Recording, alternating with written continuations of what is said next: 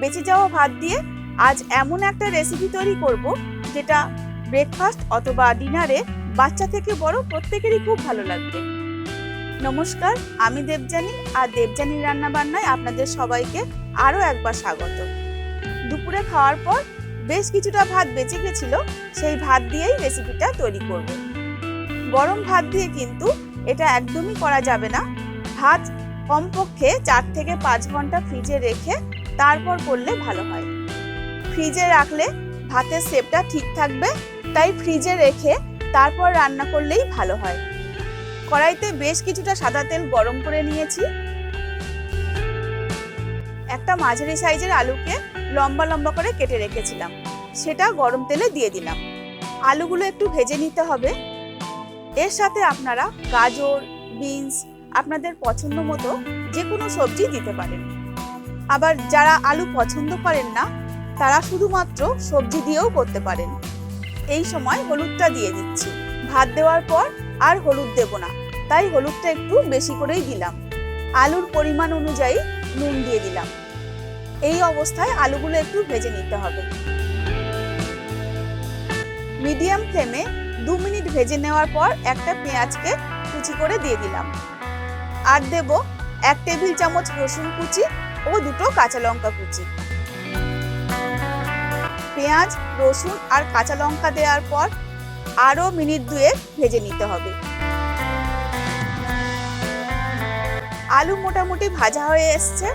এই সময় আলুগুলো কড়াইয়ের এক সাইডে রেখে দিচ্ছি। 2টো ডিম ফাটিয়ে রেখে দিয়েছিলাম, সেটা কড়াইতে ঢেলে নিচ্ছি। ডিমটা দেওয়ার পর এই অবস্থায় কিছুক্ষণ রেখে দেব, যাতে ডিমটা একটু শক্ত হয়ে যায়। ডিম দেওয়ার পর সঙ্গে সঙ্গে ঘেটে দিলে গুঁড়ো গুঁড়ো হয়ে যাবে, তাই একটু শক্ত হলে ডিমটা নেড়ে ঝুড়ো বানিয়ে নেব।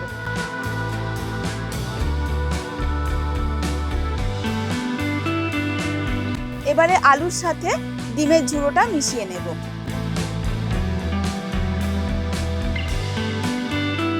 আলু ভাজা আর ডিমের ঝুড়োর মিশ্রণটা রেডি হয়ে গেছে। এই সময় আমি ভাত দিয়ে দেব। আমি এখানে মোটামুটি 2 জনের মতো ভাত নিয়েছি, পুরোটা একসঙ্গে দেব না। অর্ধেক ভাত দেওয়ার পর কয়েক সেকেন্ড ভেজে নেব।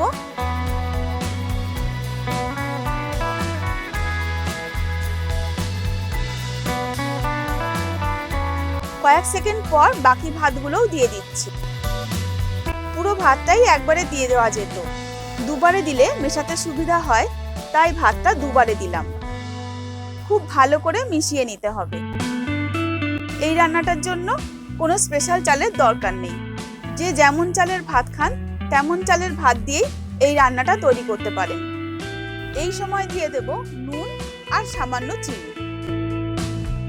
আলু ভাজার সময় নুন দিয়েছিলাম, তাই এই সময় শুধু ভাতের পরিমাণ অনুযায়ী নুন দিয়ে দিলাম। আর মিষ্টি পছন্দ না করলে চিনি দেবেন না, তবে সামান্য একটু চিনি দিলে কিন্তু খেতে অনেক বেশি ভালো হয়।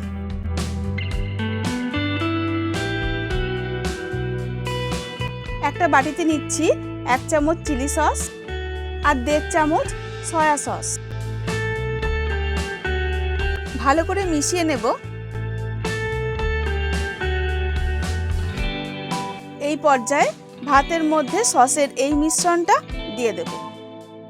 সস দেওয়ার পর আর খুব বেশি রান্না করা যাবে না। লো ফ্লেমে কয়েক সেকেন্ড নাড়াচাড়া করে নিয়ে গ্যাসটা অফ করে দেব। একবার অন্তত বানিয়ে খেয়ে আমাকে কমেন্ট করে জানান কেমন হয়েছে। তাহলে বন্ধুরা, আজ এই পর্যন্তই। আবার আসবো নতুন কোনো রেসিপির সঙ্গে। ততক্ষণের জন্য সুস্থ থাকবেন আর ভালো থাকবেন। ধন্যবাদ।